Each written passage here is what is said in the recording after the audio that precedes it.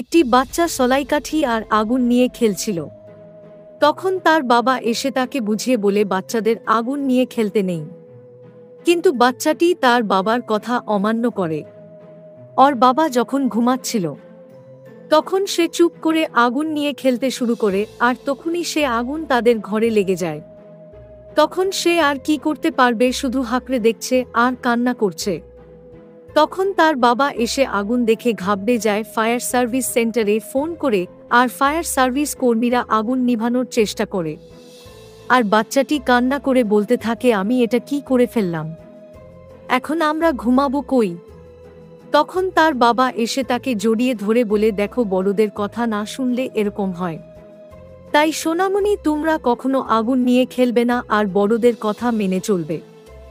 আর ভিডিওটিতে একটি লাইক আর কমেন্ট করবেন, আর আমাকে ফলো করবেন, সাবস্ক্রাইব করবেন।